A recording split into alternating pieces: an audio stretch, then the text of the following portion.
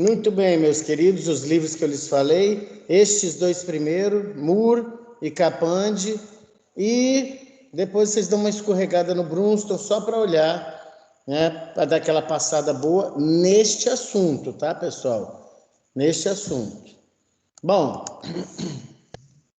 eu preciso começar a falar de esqueleto axial e, como eu lhes falei antes, como a coluna vertebral é sempre muito alvo dos problemas tutoriais e das discussões em geral, e é o alvo porque a incidência no consultório ortopédico é grande, né? Coluna vertebral, complexo do cíngulo do membro superior e joelho são articulações, são regiões do corpo humano que, além de serem de muitas queixas, né, são segmentos do corpo humano que, por exemplo, tem alto grau de morbidade, inclusive afastando o indivíduo do trabalho por invalidade.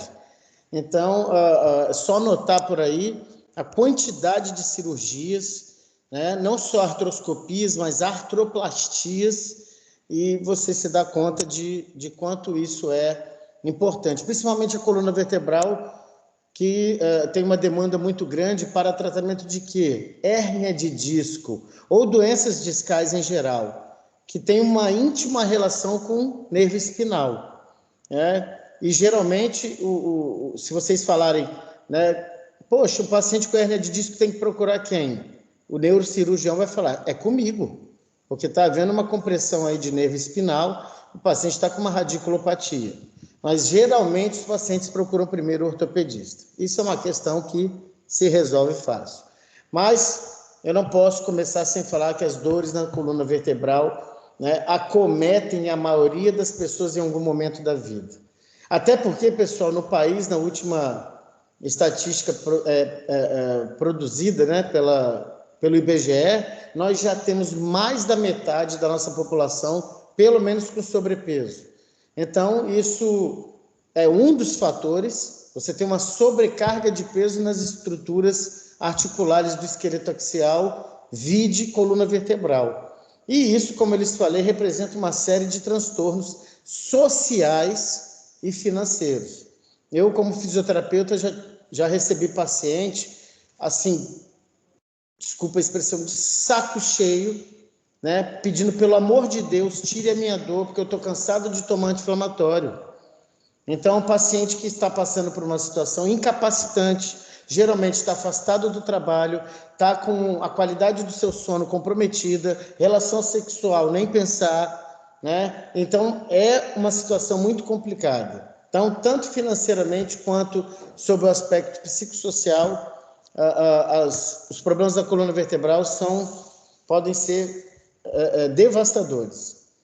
Elas constituem, as doenças da coluna vertebral, uma das maiores causas de consultas médicas, como eu lhes falei, e de afastamento definitivo do trabalho no mundo, merecendo, claro, todo o interesse dos médicos, das autoridades, das políticas públicas, da profilaxia, né, da promoção da saúde, porque cuidar de um problema de coluna vertebral aí é muito complicado. É melhor que nós tivéssemos, ou que nós possamos ter, programas de prevenção das doenças da coluna vertebral. Porque só aquela conversinha de o aluno tem que levar apenas 10% do peso corporal na mochila. Isso aí está desde o meu tempo de graduando.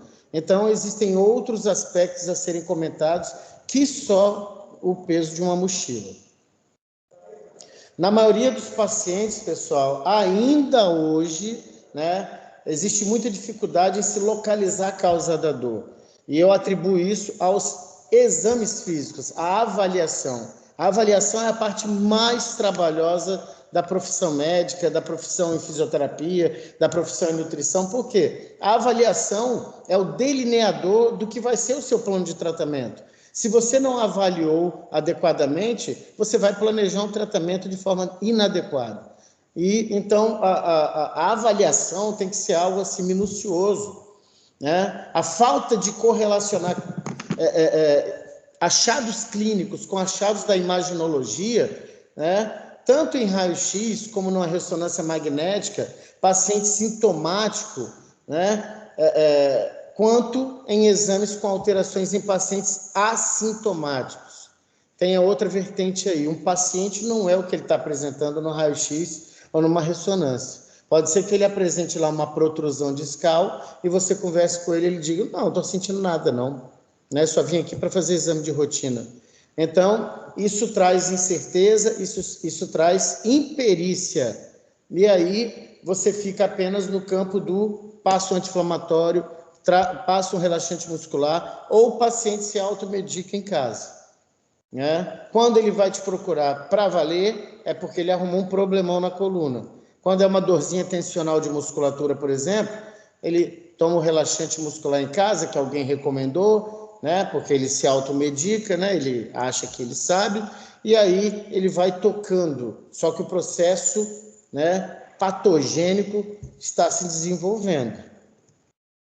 Os exames de imagem somente têm valor, eu sempre comento isso com vocês, para confirmar ou afastar suspeitas clínicas que são bem fundamentadas, ou tem que ser na anamnese e no exame físico do paciente. Isso é imperativo, não pode.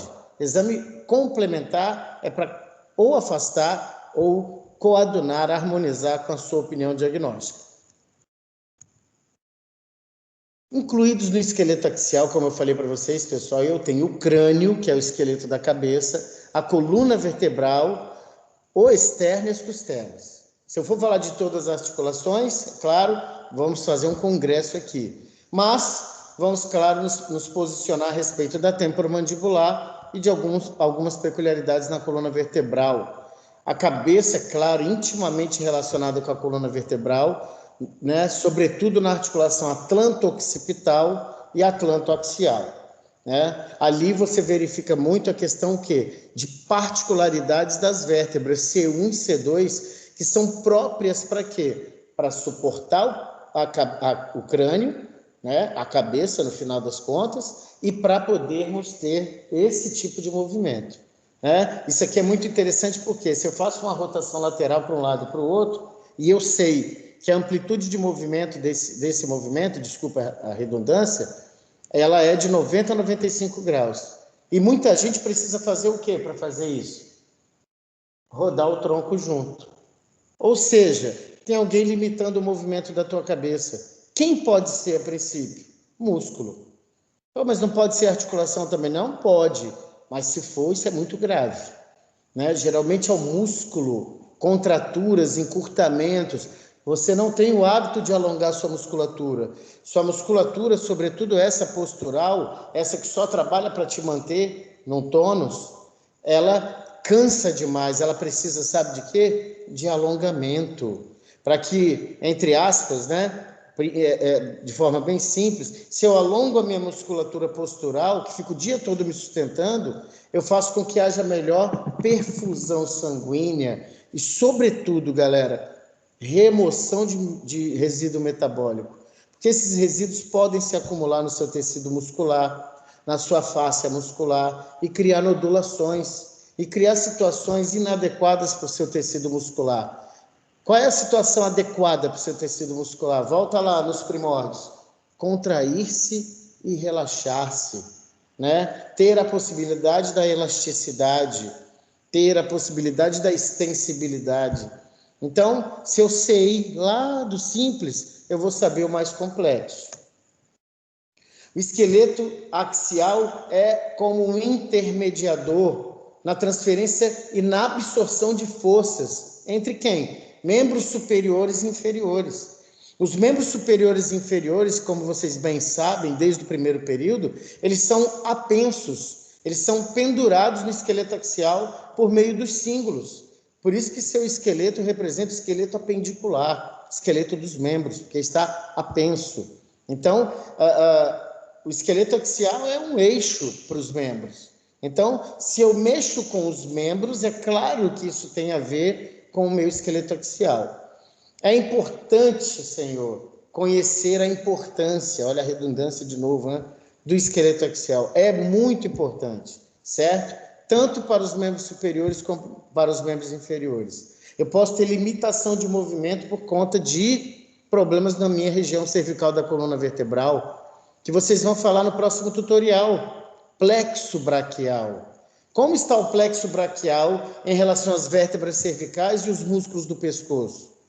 Dia desses eu tive uma primeira aula com os meninos e aí mostrei lá a relação dos músculos escalenos anterior e médio com o plexo braquial. Uma contratura desses músculos comprime esses nervos espinais que estão se dirigindo para o membro superior. Essas relações são interessantes. As vértebras, as costelas e a mandíbula têm múltiplas funções, que muitas vezes a gente esquece até, mas que normalmente devem ser realizadas de maneira simultânea. Isso me leva a pensar em quê? Eu preciso estar com toda a saúde articular e muscular, né, sincronizada, harmonizada, para que tudo vá bem. Olha aí. Por quê? Essas estruturas protegem órgãos, vide encéfalo e medula espinal, né? Funciona como uma estrutura que propicia a boa função da ventilação, né? Porque se eu não tenho cartilagens costais anteriores no meu tórax não seria expansível e complacente. Imagina se fosse tudo osso, eu não teria esse movimento, né? E todo o traumatismo anterior poderia ser uma fratura e perfuração de órgãos seria uma resultante, né? Muito incidente. Mastigar, isso é vital. Mastigar e deglutir é vital. Eu preciso da minha articulação temporomandibular. Sustentar a cabeça, né? Graças a Deus parece uma função banal, mas a gente sustenta a nossa cabeça. E quando você tem um sono, né? Aquele sono cansado que você deitou de qualquer jeito, ou passou um longo período de tempo com a sua cabeça curvada no celular ou no livro, e você dorme no outro dia, acorda com uma contratura muscular, o popular torcicolo, e aquilo te perturba o dia todo, aí que você dá conta de quão importante é você ter uma sustentação de cabeça em paz, para você se mover para todo lugar, que você, doeu, e dor incomoda, é um fator irritante. Membros superiores, né, estão sustentados no tronco, contra a força da gravidade. Além disso, transmitir forças entre os membros superiores e inferiores, que nós comentamos, e proporcionar equilíbrio e mobilidade para as funções da mão. Repito, se eu tiver alguma radiculopatia, nível de vértebras cervicais, comprimindo o meu nervo, seja por meio da diminuição do forame intervertebral ou de uma protrusão, uma herniação discal, eu vou ter reverberado a consequência para o meu membro superior. Eu vou perder força na mão. É o paciente que vai te relatar que foi pegar uma garrafa de café e escapuliu da mão dele, porque ele está sem força de preensão, ele está sem força de pinça. E isso são extremos funcionais importantes da mão, pinça e prensa. Locomoção, meus amigos. Um paciente com uma lombociatalgia, que não é uma doença, né? É um sintoma, é uma subjetividade dolorosa, né? É um paciente que claudica, é um paciente que quer ficar deitado, é um paciente que está afastado do trabalho, é um paciente que não tem vida sexual, né, em paz, porque aquilo ali é incapacitante. É um paciente que está perdendo força na musculatura de membro inferior, já que você sabe que o nervo isquiático, ele desce por todo o membro inferior, e aí, se a condução nervosa não está perfeita, não chega, né, estímulos, não chega acetilcolina no músculo em última análise. Se você não contrai, você tem perda de trofismo e força muscular. Então, olha só, né, como é magnânima a importância dessas particularidades, né? Além de outras atividades. Às vezes você é um trilheiro. Eu já tive um cara assim que chorou, ver um cara de 40 anos de idade chorando na minha frente, porque eu falei, cara, trilha com moto não dá mais para você. Nossa Senhora, né? Então, quer dizer, um cara que vai fazer trilha com moto, que vai fazer trilha a pé, que vai fazer qualquer coisa, ele precisa preparar o seu corpo para tal atividade, né? A gestante, descobriu que está gestante, 4 semaninhas, bora preparar esse corpo, porque ele vai ser modificado, sob todos os aspectos, vocês já apresentaram isso em tutorial. né? Alterações fisiológicas, o sistema esquelético, cardiovascular e por aí vai, né? Diabetes pode surgir da gravidez? Pode. Mas se eu estiver fazendo exercício físico sistemático, regrado, com o aval do obstetra, porque não tem nenhum problema de descolamento prévio de placenta, nem qualquer outra intercorrência, pode fazer atividade física, e aí essa gestante vai ser outra gestante. É só fazer uma pesquisinha básica de campo de gestantes submetidas a protocolos de exercício e gestantes que não fazem. Vocês vão ver diferença, né? Atletas e por aí vai. A porção anterior da coluna vertebral, representada pelo corpo vertebral e os discos vertebrais, tem que ser exaltada, tendo em vista que esta área anterior, que é volumosa, possibilita a sustentação de peso corporal, meus caros. E sabe também, eu vou adiantando o papo, porque normalmente não dá tempo, a nossa conversa sempre é muito longa, graças a Deus. O disco, ele não sofre uma sobrecarga, principalmente central, é mais lateral e posterior, né? Que são as maiores incidências de herniação e protrusão discal. Então, eu preciso ter uma sustentação de peso corporal, e eu tenho na região anterior das vértebras, mas isso tem que ser balanceado. Na grávida, isso desvia um pouco. Será que ela está preparada para isso? Tem que preparar, desde que descobre que está grávida. Absorção de choques, mobilidade em todas as direções, né, pessoal? Você é capaz, e eu não recomendo, porque num artigo consagrado eles conseguiram fazer, né, com sensores, de que eu estou aqui sentado, quando eu flexiono a coluna e rodo para pegar um objeto no chão, isso é um dos maiores venenos para a tua coluna vertebral, sobretudo para o teu disco intervertebral. Porque você imagina a força de cisalhamento que você está fazendo aí. Você está combinando uma flexão com rotação e indo embaixo até com uma rotação, com uma inclinação lateral para pegar alguma coisa. Se for peso, então piorou ainda. Piorou, né? Então, muita atenção em casa, né? Tem gente que vai pegar uma geladeira, acha que é o Superman, vai de qualquer jeito. Travou, é o famoso travou. Né? Academia de musculação, mas nós temos os colegas profissionais de educação física que precisam verificar essas questões, orientar os seus alunos, né? Seus clientes, porque eu primeiro penso nisso.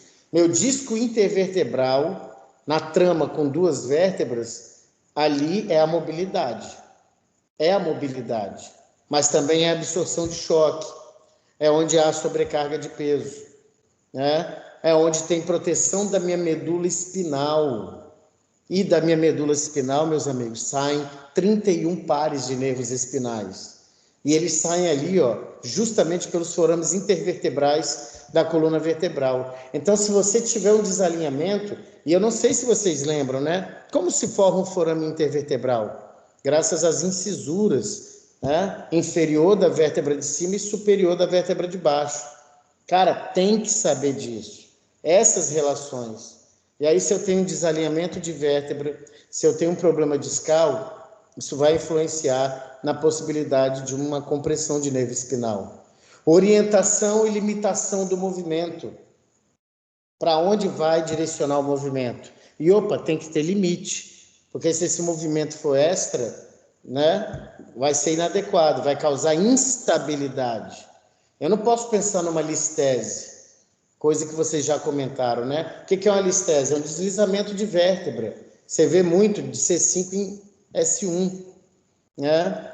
E claro, a coluna vertebral também, sobretudo na parte anterior, aumenta o efeito de alavanca dos músculos do tronco e dos membros, né? Articulação temporomandibular, finalmente. Uma das articulações mais frequentemente usadas no corpo, pessoal. Você usa durante o dia cerca de 1.500 a 2.000 vezes. Mastiga, deglute, boceja, fala. São algumas dessas atividades que nós fazemos envolvendo os movimentos da mandíbula. Então, o médico tem que ter um conhecimento básico também, porque é uma área fundamental, né? As faces articulares, é o que eu alertei vocês no começo, são a fossa mandibular e o tubérculo articular, ambas do osso temporal, certo? Superiormente, que se articula com a cabeça da mandíbula, que é uma extremidade do chamado processo condilar da mandíbula, inferiormente. E você sabe, pessoal, a primeira coisa que você analisa, essas faces articulares são congruentes? Ou seja, são perfeitamente encaixáveis? Quer ver uma coisa bem congruente, meninos? Cabeça do fêmur com fossa do acetábulo do osso do quadril. Ali é perfeitamente congruente, né? Mas a articulação temporomandibular não tem faces articulares perfeitamente congruentes. O que é bom nisso tudo? Que ela não é de sobrecarga de peso. Embora a musculatura envolvida tenha muita força, mas não é de sobrecarga de peso. É uma articulação sinovial. Então, quando me falam que a articulação temporomandibular é sinovial, eu já penso no básico. Opa, tem cápsula articular essa que é constituída de uma membrana fibrosa mais superficial, grossa, e uma membrana fibrosa, e uma membrana sinovial mais profunda que produz sinóvia, que é aquele fluido com similaridade a uma clara de ovo crua. Ao mesmo tempo, eu tenho cavidade articular, posso e tenho um disco articular entre as faces articulares e há ligamentos reforçando minha cápsula articular. Pronto, você sabe disso? Beleza. Aí você vai pensar numa série de coisas, né? Quando é que o ligamento é tensionado? Quando é que uma cápsula articular é forçada? Ela é mais frouxa? Ela é mais justa? Mas você sabe a estrutura básica, o resto é entender ações musculares. Para tirar, pessoal, esse paradigma e esse estigma de que biomecânica é monstrão. Claro que vocês têm aí um monte de coisas relatadas por colegas e tal, você já chega com uma aversão, mas é muito tranquilo. Não é uma dobradiça pura, né? Não é. Dobradiça pura é cotovelo, né? Mas algumas fontes bibliográficas dizem que é um gínglimo, porém há um grau de deslizamento aí, que é muito peculiar. Olha aí. Aqui, então vocês veem aqui, ó, uma mandíbula elevada. Normalmente, pessoal, a gente tem que ter milímetros de distância, tá, dos dentes, da arcada maxilar para mandibular, milímetros de distância. Porém, os lábios cerrados seria a posição de repouso. Olha o que eu tenho aqui nessa ilustração do professor Frank Netter. A face articular aqui, que é a fossa mandibular do osso temporal, e aqui essa extremidadezinha que é o tubérculo articular do osso temporal. Não obstante, eu tenho aqui, ó, a cabeça da mandíbula, no que nós chamamos de processo condilar. Olha o disco articular funcionando aqui, muito dinâmico nessa articulação, tá? E o disco articular acaba produzindo o quê? Dois ambientes que a gente chama de cavidade articular. Aí você tem aqui cápsula articular, né? Pronto, você sabe isso aqui, dificilmente você não sabe o resto. Que o resto vai ser o quê? Quais os músculos estão envolvidos aí e como é que se comportam essas faces articulares? Elas deslizam? Elas atuam igual o olécrano na fossa do olécrano ou a incisura troclear na tróclea? Não, já foi falado aí. Tem um deslizamento. Aqui, ó, a mandíbula levemente deprimida. Levemente deprimida. E aí o professor Netter comenta, predomina a ação de pivô ou rotação. Imagine aí, ó, se você palpar a sua articulação temporomandibular, ou então de criança, é gostoso palpar de criança, você ali já mata umas charadas e pede para ela levemente abrir. Você sente já correndo ali o processo condilar, a cabeça da mandíbula. E aí, olha aqui nessa última, a mandíbula amplamente aberta, lembra? A gente pode colocar 3 dedos. Doeu? Teve algum estalido, alguma crepitação? Tá de boa. Essa é uma amplitude legal. E aí, ó, olha como é que ficou a cápsula articular aqui posteriormente, e o disco veio para frente, certo? Houve aí um deslizamento. Por quê, galera? A essência aqui é o seguinte: a cabeça da mandíbula, ela desliza numa base móvel. Ela não encosta na fossa mandibular. Ela desliza no disco. Então, muitos problemas de articulação temporomandibular têm a ver com o disco articular. Pronto. Se você fizer uma palpação, um examezinho físico bacana, fez uma anamnese com a mãe da criança ou com o adulto, quem for, rói unha, tem sucção de dedo, mamadeira, bruxismo, você encaminha para o odonto já na boa. Isso é que é, né? Não, isso aí não é problema meu, não. Claro que é, doutor. Né? Tem que encaminhar, ó, procura um odonto ou procura um fisioterapeuta, que o fisioterapeuta trabalha com reabilitação. Tem fisioterapeuta bom aí que faz eletromiografia, por exemplo, de masseter, para ver se há um desequilíbrio muscular de uma articulação para outra. Porque, pessoal, problema em articulação temporomandibular gera cefaleia, gera dor no dorso, gera contratura muscular porque você fica tenso, gera muita coisa, como eu comentei lá atrás, multifatorial.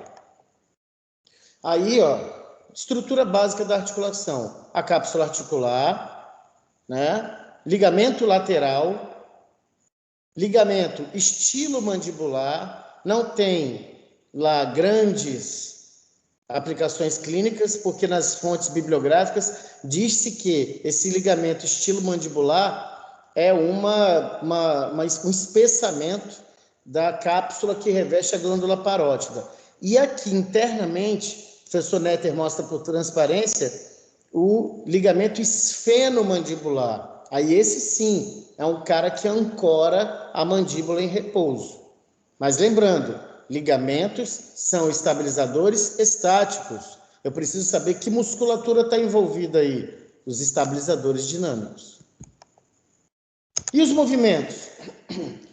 Depressão de mandíbula, quando você abre a boca, elevação de mandíbula, desvios laterais, protrusão e retrusão. Na depressão da mandíbula, especialmente, pessoal, ocorre rotação dos processos condilares da mandíbula ao redor da cavidade articular inferior.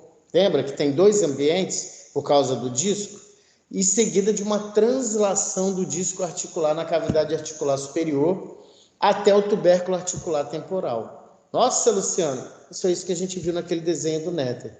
O disco se projetou para frente em direção ao tubérculo articular do temporal. Dessa forma, pessoal, a articulação temporomandibular atua como um gínglimo, né? Porque faz uma dobradiça numa base móvel. Quem é a base móvel? O disco articular. Os movimentos funcionais da mandíbula, né, de mastigação, né, são combinações desses movimentos, né? Na mastigação, nós temos dois momentos aí, que é o chamado movimento de incisão, onde você corta o alimento, perfura, né? E o movimento de mastigação propriamente dita, onde você tritura, começa a moer o alimento.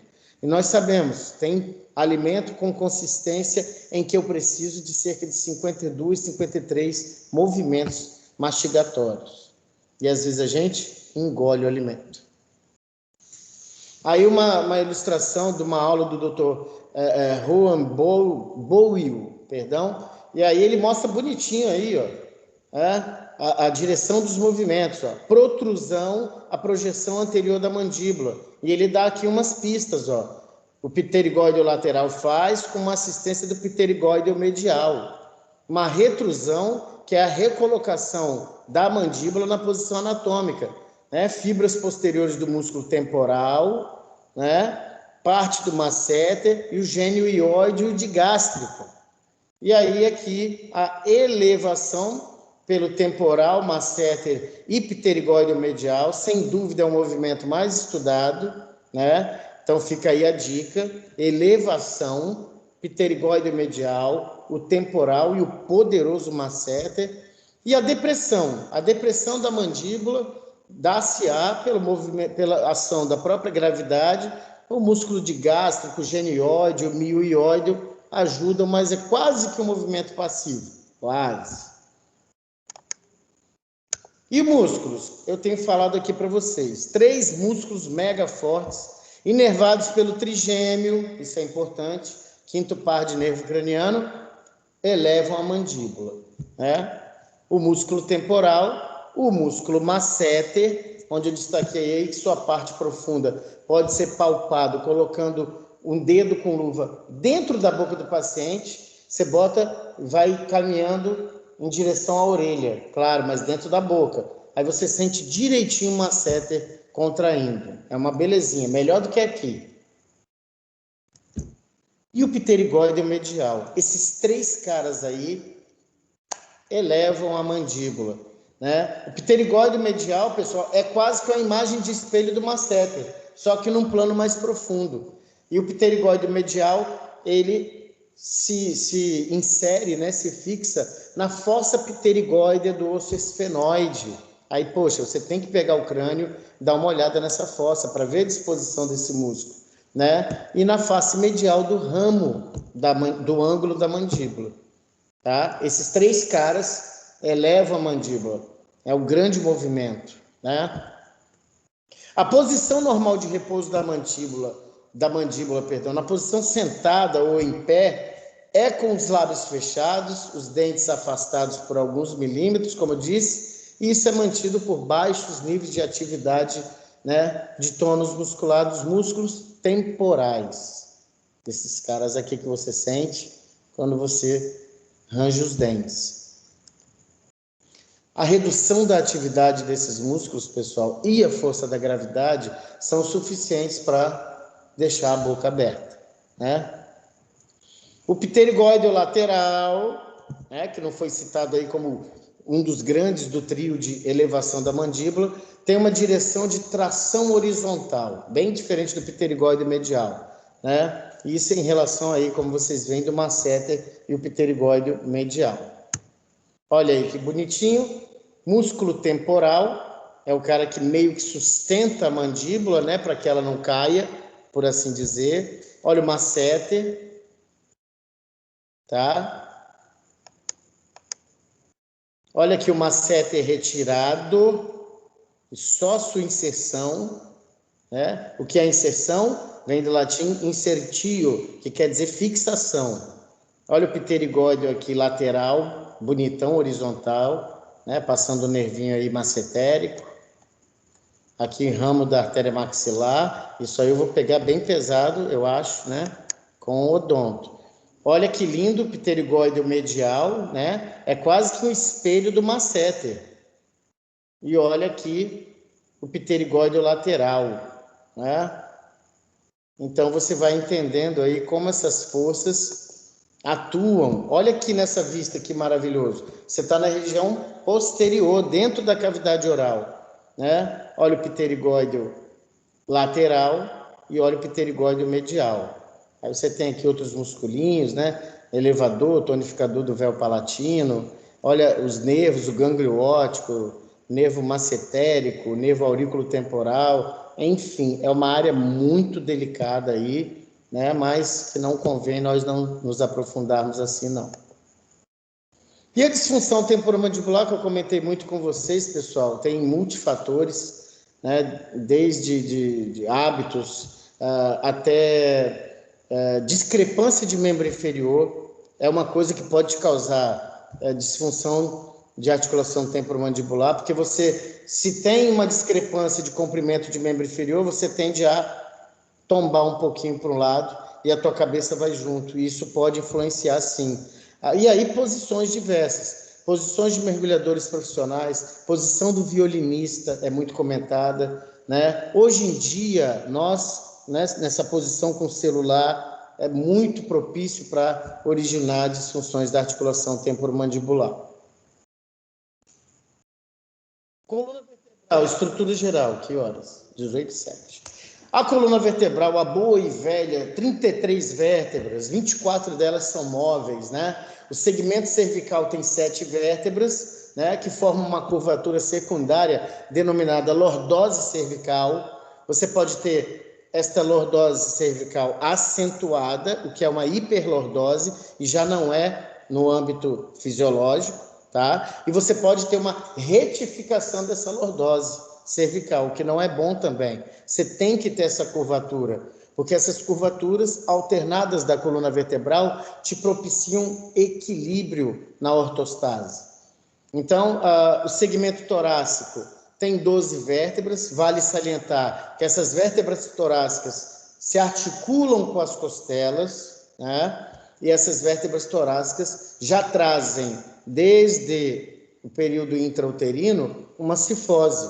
Ela não se modificou, né? E o segmento lombar, né? 5 vértebras, você ficou em pé, né? Então, lá pelos 10 anos de idade, ela está estruturada. Pelos 8, ela começa a aparecer bonitinha. Aos 10, ela está estruturada.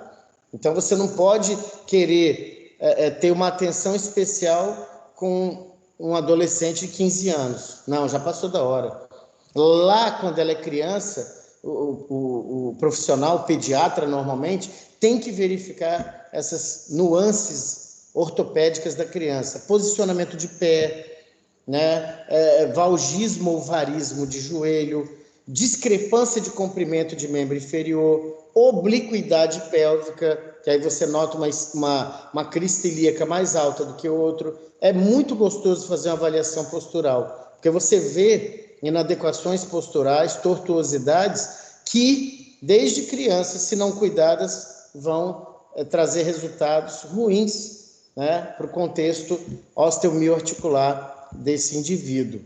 Então, a lombar tem uma lordose, porque o indivíduo ficou em pé, e aí desfez aquela cifose primária, né?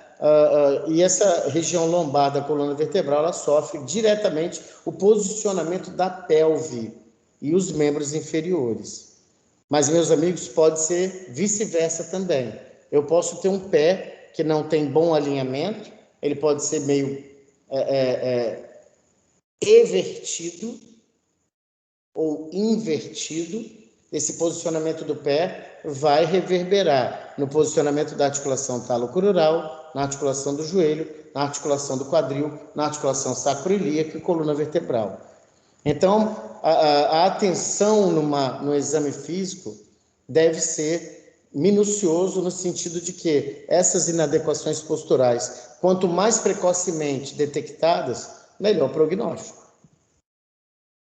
Segmento que não contribui para a mobilidade da coluna é o sacrococcígeo, né? Formado por 5 vértebras fusionadas. O sacro é um osso ali de sustentação de peso, mas que nada contribui para a mobilidade, né? E mais 4 a 5 vértebras fundidas também no bom e velho cóccix, que era uma cauda, mas que em nós evoluiu porque ficamos em bipedestação.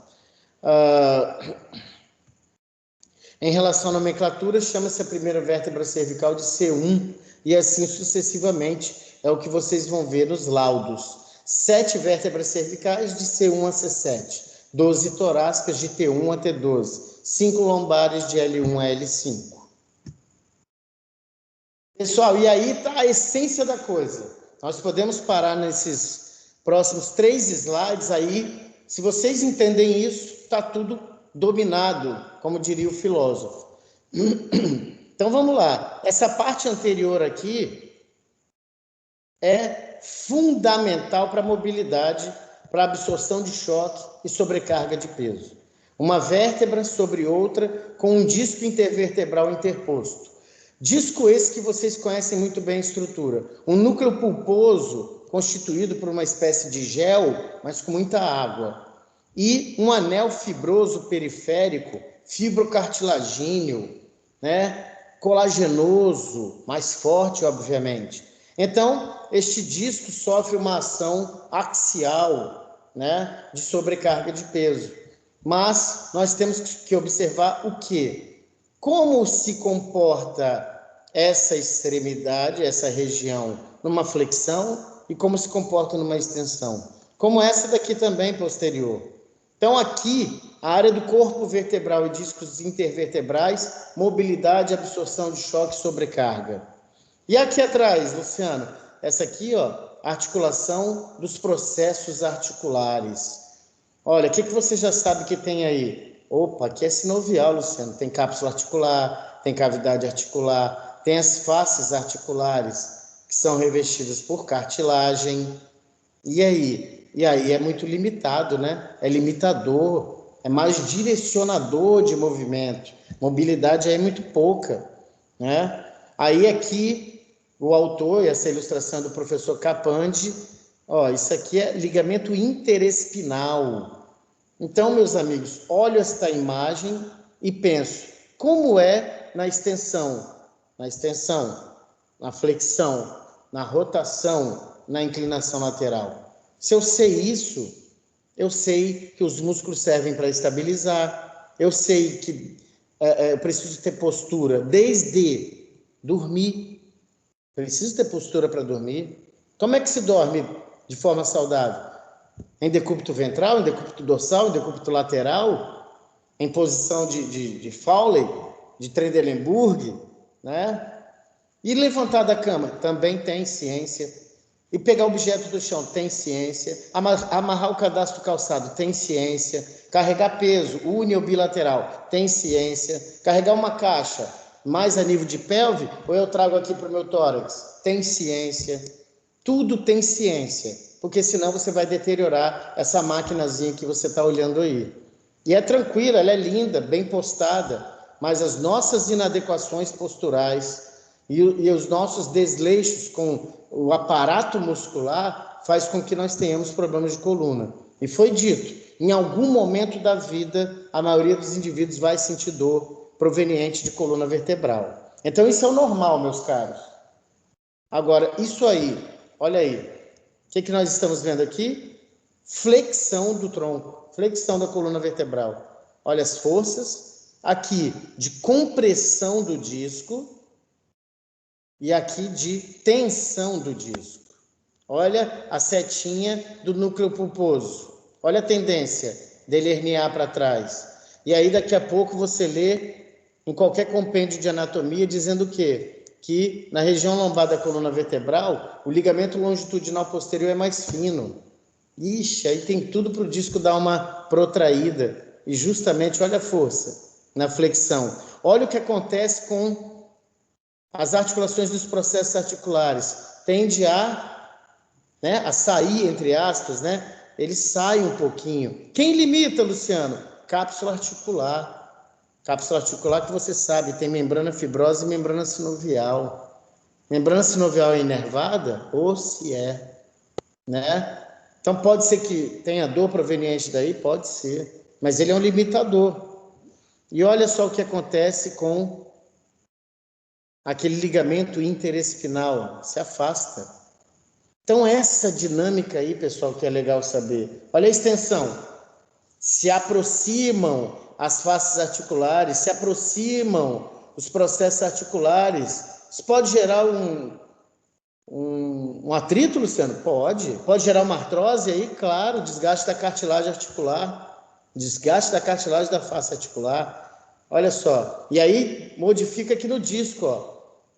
A compressão está posterior e a tensão está anterior. E olha a direção do núcleo pulposo.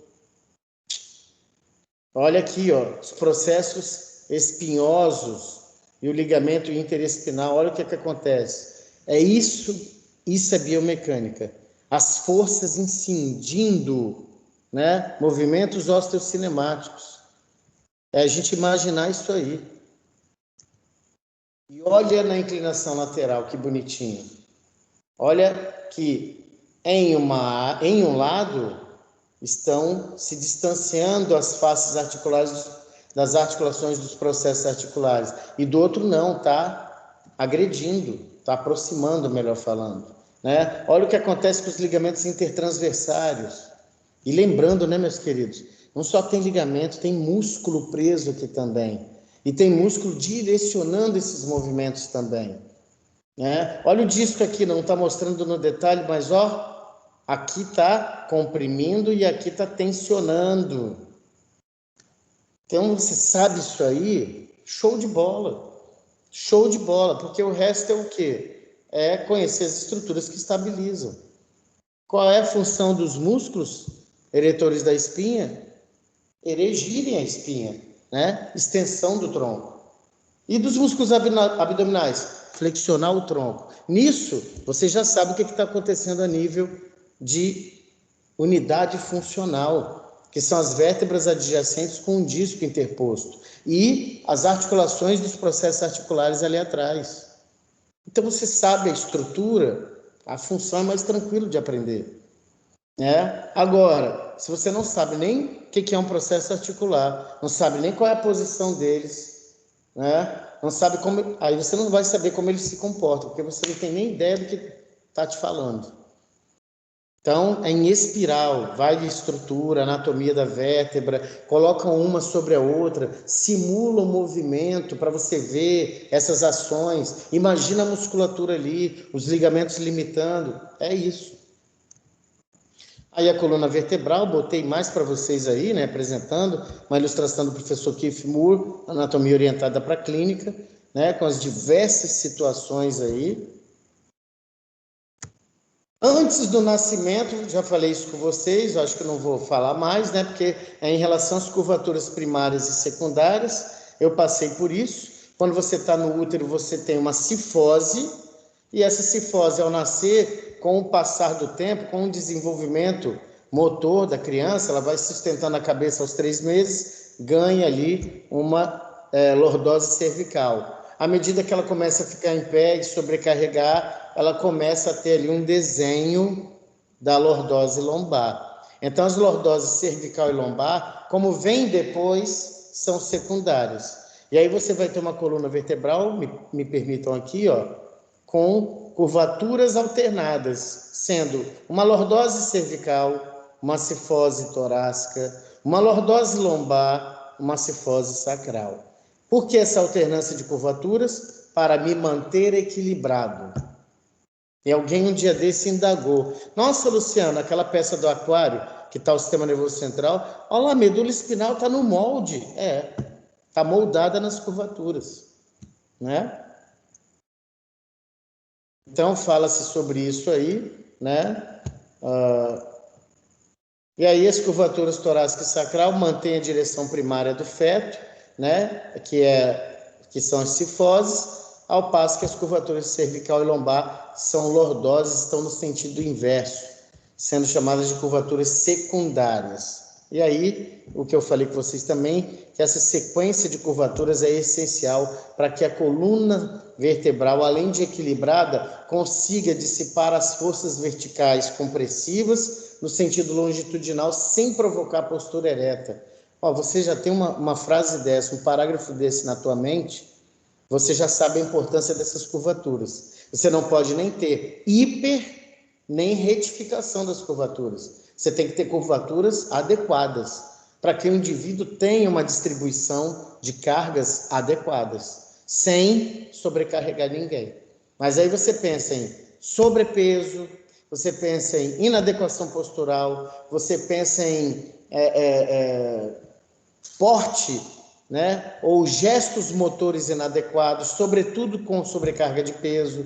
Aí você já pensa no desorganizar dessa homeostasia estrutural aí. E aí, né, as questões também relacionadas às curvaturas, com 10 anos de idade, normalmente a gente tem ali a lordose, parou, é essa daí. Né? Então a gente tem que vigiar desde a nossa criança, né? Quando eles começam a andar, começa a vigiar quando começar a andar. Que aí você vai observando tudo. O pezinho já vai te dizendo coisas, a postura do joelho e por aí vai. Né? Pediatra é essencial nesse contexto. Né? Às vezes as pessoas, depois que passou a época de ser bebê, né? Principalmente marinheiro de primeira viagem, na paternidade e na maternidade, acha que só tem que levar o pediatra quando é bebê. Não. O pediatra tem que acompanhar todo o processo de desenvolvimento da criança, né? E depois o ebiatra com a adolescência. E aí, num ser humano, né? Às vezes nós não vemos no ser humano, mas está aí, ó, bacana. A lordose cervical, a cifose torácica, a lordose lombar e a cifose sacral. Ou seja, aquela trama toda de processos articulares e corpos vertebrais com disco interposto estão perfeitas. Beleza, eu posso descarregar minha força, eu tenho boa mobilidade, eu faço tudo de forma adequada a não depredar essas tramas que estão perfeitas, né? Bom, e aí falar de ossos é falar de vértebra típica, aquelas vértebras que compartilham de todas as características, onde nós temos o corpo vertebral, né, e a estrutura posterior, que é o arco vertebral, formada sobretudo pelos pedículos e lâminas. Cada segmento possui sua vértebra específica, né, e com variações tanto no corpo vertebral, que dependendo do peso, vai de um corpo vertebral mínimo até um corpo vertebral robusto na região lombar, né, isso devido à sobrecarga de peso, como a inclinação e no tamanho do processo espinhoso. Tem processo espinhoso que é retinho, como na lombar. Tem processo espinhoso que é bem curvo, como na torácica. Tem processo espinhoso que é bífido, como na cervical. Isso aí é o bonitão, né? Professor Keith Moore, Anatomia Orientada para a Clínica. E ele bota isso aqui, ó, processo espinhoso, e já bota a funçãozinha do lado. Vejam, isso é anatomia moderna, já coadunando, harmonizando com a função. Inserção muscular e direção de movimento. Processo transverso, temos dois, né? Restrição de movimento. Então é um cara ali limitador de movimento e também de inserção muscular. Processos articulares, temos 4, 2 superiores e 2 inferiores, né? Proteção da medula espinal, né? Porque ó, eles são posteriores, torna mais robusta essa área. E é claro, né, pessoal, as articulações posteriores, que orientam direção. Arco vertebral, formada pelos pedículos e lâminas. Isso é muito importante cirurgicamente falando, né? Quando você tem um processo expansivo aqui no canal vertebral, um tumor, né, algumas vezes os colegas cirurgiões retiram, fazem uma laminectomia para dar uma aliviada nessa pressão, porque pode já estar havendo aí manifestações clínicas. Corpo vertebral, bom e famoso, sustentação do peso corporal, é onde se posiciona o disco intervertebral, e na região lombar é uma área bem robusta. Aí as angulações que eu falei para vocês, né? Interessante a lombar, as torácicas, as cervicais. Tá aí o corpo vertebral, eu vou passando mais rápido nisso. Isso aqui é interessante, né? Trabéculas verticais, porque, pessoal, o corpo vertebral é quase que em sua totalidade constituído de substância óssea esponjosa, inteligentemente projetado com linhas de força, né? Linhas de força que sustentam peso e resistem à compressão, porque senão o que ia acontecer facilmente com vértebra se não tem isso? Esmagamento, né? Você tem osteoporose, aí sim, você é candidato a um achatamento da vértebra. Então, essas forças, né, dessas trabéculas são em direção oblíquas e horizontais e resistem àquelas forças de cisalhamento. Porque se não fosse assim, nós íamos ter ocasionalmente fraturas de vértebra só de fazer movimentos bruscos e fora do contexto daqueles movimentos osteocinemáticos. Ao observarmos os sistemas trabéculas, aquele monte de lacuna, né?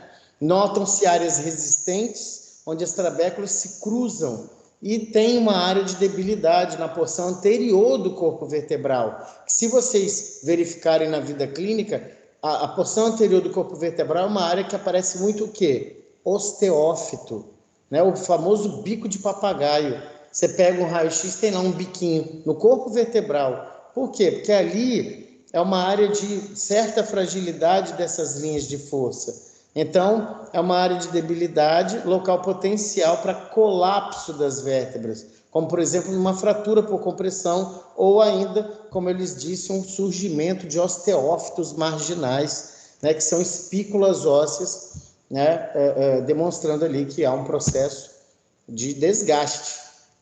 Olha aí, olha as linhas de força e olha a anterior, como é que perde um pouco da complexidade, né? Então, você tem linhas oblíquas, horizontais, né, longitudinais. Nessa vista aqui, ó, são ilustrações do professor Capandi. Olha aqui como é que fica clara a suscetibilidade da região anterior do corpo vertebral. No mais, muito complexa aqui, né, na parte média e posterior, e principalmente na parte posterior, onde você tem os processos articulares. O arco vertebral é a parte posterior, pessoal, é o arcabouço posterior da vértebra.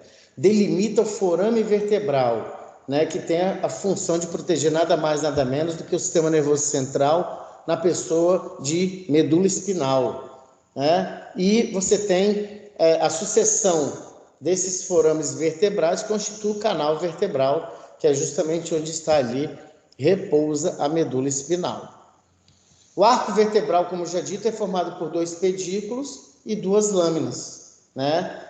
Eles se unem e formam, as lâminas se unem e formam essa projeção posterior mediana, que é o processo espinhoso da vértebra, que serve como ponto de fixação para ligamentos como interespinal e supraespinal e também músculos. E os 4 processos articulares, né, que se originam da união dos pedículos com as lâminas. Já vão imaginando aí. E são posicionados aos pares, superiores e inferiores. Os processos articulares superiores de uma vértebra projetam-se superiormente, claro, e articulam-se com os inferiores da vértebra subjacente, direcionados inferiormente. Essa articulação dá-se-á pelas faces articulares, que estão presentes em cada um dos processos articulares, e vocês bem sabem, é um revestimento de cartilagem. A voz. Perdão. Quando uma vértebra articula-se com a outra, olha aí, olho nisso, a incisura vertebral inferior de uma delas e a superior de outra formam o forame intervertebral. Num raio-x, esse cara tem que ser olhado, esse forame intervertebral, formado pela incisura vertebral superior com a incisura vertebral inferior da outra, forma o forame intervertebral, onde por ali saem os nervos espinais. E aí a condição de relação posicional é grande com o disco intervertebral, né? Os processos transversos projetam-se posterior e ligeiramente para cima e servem como ponto de fixação para pequenos músculos profundos, né? Que utilizam, claro, essas estruturas ósseas como alavancas e aumentam a ação, como, por exemplo, os espinotransversários, os rotadores curtos e longos do tórax do tórax, principalmente. Aí ele todo separadinho, bonitinho. Aí, pessoal, isso aqui, ó, isso que aparece para você no raio-x, claro, sem os ligamentos e sem os discos. Aqui vai aparecer espaço e, ó, isso aqui é preponderante para você saber se está desnivelado. Olha só, isso é o anatômico, é o correto. Mas se a vértebra estiver desalinhada, tanto anteriormente como aqui nas articulações dos processos articulares, você vai ter um forame intervertebral formado pela incisura inferior de uma vértebra, né, com a incisura superior de outra. Então, será que esse forame está legal? Por quê? Porque o nervo e o gânglio espinal, ó, estão no trajeto. Olha o disco intervertebral e a relação com o nervo espinal. Então, um processo artrósico aqui, por exemplo, pessoal, na articulação do processo articular, pode gerar também o quê? Aqui para o interior do forame? Osteófito. Aí imagina, você está comprimindo. O sujeito vai ter um processo inflamatório aí, no mínimo, se originando, e claro, vai ter problemas com a condução de impulso nervoso para onde ele se destina, que é o quê? Do plexo lombosacral, os membros inferiores. Ligamentos as vértebras são unidas em sua porção anterior por fortes ligamentos longitudinais, um anterior e um posterior aos corpos vertebrais. Às vezes você pensa assim, ligamento longitudinal posterior está lá nos processos espinhosos. Não. Corpo vertebral tem ligamento longitudinal anterior e um ligamento longitudinal posterior. O ligamento longitudinal posterior, pessoal, está dentro do canal vertebral. Lembrem disso, tá? Característica estrutural. O ligamento longitudinal anterior é largo e forte, certo? Cobre toda a face anterior da coluna vertebral, desde o tubérculo anterior do atlas, né, e osso occipital, até a face pélvica do nosso querido osso sacro.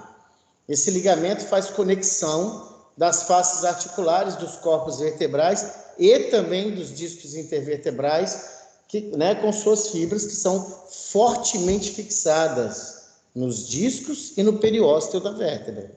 O ligamento longitudinal anterior, olha aí uma função, limita a hiperextensão, não deixa eu ir lá para trás. Aí você fala, Luciano, capoeirista, ginasta, isso é treinamento e isso é individualidade biológica, né? Contudo, você fala assim, nossa, eles fazem, mas é porque falam um pouco. O índice de lesões também nos atletas é grande. Atleta de altíssimo desempenho fala conosco. Olha, não tem atleta de alto desempenho sem dor. Então, né, existe a fisiologia e existe, é claro, o superuso, né? Então, tudo é treinamento. Então, o ligamento longitudinal anterior limita a hiperextensão do tronco e restringe, claro, porque ele é largo, o deslizamento anterior da vértebra sobre a outra. Ele ajuda na estabilidade, né? Então, para evitar a listese. 18h34. Aí um panorama bonito que dá para ver a turma toda. Ó, ligamento longitudinal anterior. Aí seccionamos aqui o corpo vertebral no plano sagital mediano. O que eu estou encontrando? Aqui, ó, ligamento longitudinal anterior, certo? Aqui, melhor que está apontado. Está aqui o disco intervertebral, núcleo pulposo é central e o anel fibroso é periférico. Olha o ligamento longitudinal posterior, galera, bem aqui, certo? E para adiantar, ligamento amarelo, ligamento interespinal, ligamento supraespinal. E o professor Netter também nos garante aqui, ó, ele seccionou a cápsula articular da articulação do processo articular. Olha aí, bonitinha, né? Então, o posterior é mais estreito e menos forte que o anterior. Isso já é um dado estrutural que tem implicação funcional e clínica, pessoal. Recobre a face posterior do corpo vertebral, por dentro do canal vertebral, desde áxis até o sacro. Ele fixa, claro que ele está preso na região posterior dos discos intervertebrais, mas ele é mais estreito, lembrem disso, e dos corpos vertebrais. Ele é mais largo no segmento cervical da coluna vertebral e mais estreito na lombar, né? E ele limita o movimento de flexão, certo? O anterior limita a hiperextensão, o posterior limita a flexão. Mas você vê que você tem o quê? Mais liberdade de movimento para flexão. Notem que não tem como. Estrutura e função são gêmeas. Olha só o ligamento longitudinal posterior, galera. Fixo na face posterior do corpo vertebral e do disco intervertebral, mais estreito, lá na região lombar, onde a gente tem índices alarmantes de hérnia discal, L4, L5, L5, S1. Sou muito curioso de saber como é que é essa incidência em Colatina, que eu não conheço bem o município. O ligamento amarelo é um cara mega interessante, né? Ele está fixo nas lâminas, né? E algumas fibras vão até as cápsulas articulares da articulação dos processos articulares. E olha só, ajuda a limitar a flexão do tronco, e a preservar as curvaturas da coluna vertebral. O ligamento amarelo é um cara importante para quê, sobretudo, então? Estabilidade da coluna vertebral. Então, você vê que tem ligamentos que propiciam, né, possibilitam o movimento, mas tem outros que estabilizam. Tudo é um equilíbrio para manter aquele triângulo lá de sínfise intervertebral e processos articulares alinhado. Quase que não sai a palavra. O processo espinhoso de uma vértebra é unido com outro, né, pelos ligamentos interespinais e supraespinal que eu passei para vocês. O supraespinal é bem mais forte, né? E lá na região cervical, esses ligamentos formam um ligamento mais largo, que é o ligamento nucal, que ele fornece um suporte passivo para a cabeça e serve também de fixação para alguns músculos, né? E eles limitam a flexão. E aí você pensa assim, eu não estou conseguindo botar meu mento e encostar ele no externo. Não é o ligamento, pode ser sua musculatura encurtada, né? Olha que lindo o ligamento nucal. Nada mais é do que o ligamento supraespinal que se alargou na região cervical. Os ligamentos intertransversários, o nome já entrega, né, conectam o processo transverso de uma vértebra com outra. Compostos são por poucas e dispersas fibras lá no segmento cervical e mais membranosos e consistentes na lombar. Olha aí, na região lombar eu tenho esse reforço lateral, né, ali a nível de processos transversos. Todos esses, pessoal, são dados muito interessantes para nós entendermos a biomecânica. Lá no segmento torácico, os ligamentos intertransversários são, rodeados e fortemente ligados aos músculos ali daquela localidade. Inclinar o tronco, limitá-lo, é a principal função desse tipo de ligamento. Lembrando que nunca essa turma faz nada sozinho. É um uníssono, né? É harmonia. Discos intervertebrais. Estruturas que proporcionam a maior fixação, a maior conexão entre os corpos vertebrais, enquanto, não obstante, também permitem que ocorra movimento entre eles. É meio que um paradoxo, é um pilar firme, mas que também é flexível. Discos intervertebrais. Esses caras têm que ser amados e estudados. Por quê? Repito, insisto, temos grande incidência de doenças nessas estruturas, que incapacitam. É muito grave. Quando alguém fala que está com uma protrusão discal, uma herniação discal, eu sinto muito mesmo. Cada disco já foi falado aqui, perifericamente um anel fibroso, né, que é periférico, circunda o núcleo pulposo. Núcleo pulposo esse que consiste numa massa gelatinosa, esférica, com bastante água, né, localizada centralmente em discos, né, no segmento cervical e torácico e ligeiramente mais posterior na região lombar. Logo na região lombar, esse núcleo pulposo vai ser mais disperso posteriormente, logo ali onde o ligamento longitudinal posterior é mais estreito. Puxa vida, hein? Olha aí, 80% a 90% de composição de água, é 20% de colágeno. É um cara muito especial esse núcleo pulposo. E isso cria uma massa fluida, que está sempre sob pressão e exercendo uma pré-carga ao disco. Em idosos, claro, você vai tendo aí um processo de desidratação, né, dos discos intervertebrais, porque você pode ter protrusão, degeneração, você pode ter desidratação, herniação, né? E aí esse disco vai diminuindo a sua altura, a sua espessura, a sua saúde e também aproximando as vértebras. Isso não é nada bom. Lembra no começo que eu comentei? Imagine uma coluna vertebral sem disco intervertebral. A gente ia desabar, né? Olha aí que lindão. Olha que fofão. Olha que infelicidade, né? Os processos aí de inadequação postural do núcleo pulposo, muito graças a um anel fibroso que não suportou alguma sobrecarga, né? Algum movimento indevido, como é esse que eu lhes falei, estou sentado aqui, eu rodo e flexiono e pego alguma coisa. Isso é um veneno. Então você nota esse movimento não só aqui nesse contexto, mas, por exemplo, chama o cunhado, né? Para quê? Para arrastar o armário, aquela mesa de granito. Ali você está correndo um grande risco, porque as pessoas se agacham e rodam o tronco, assim, com muita facilidade e inocência, né? Forças de cisalhamento ali podem estar deteriorando a bela estrutura que tem um anel fibroso. E aí o núcleo pulposo vai se exceder por onde houver ali fragilidade, vulnerabilidade desse anel fibroso. Esse contexto eu gosto sempre de colocar do professor Frank Netter, que é a relação, né? O disco intervertebral é aqui, ó.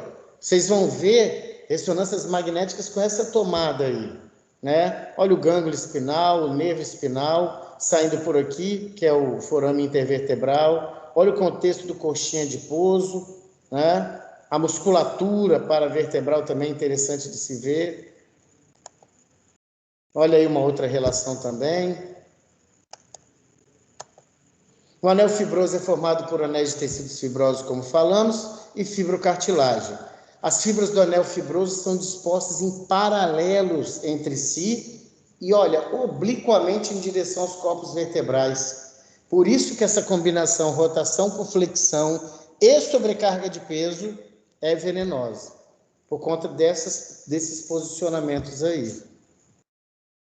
Cada camada de fibrocartilagem é organizada perpendicularmente à camada anterior.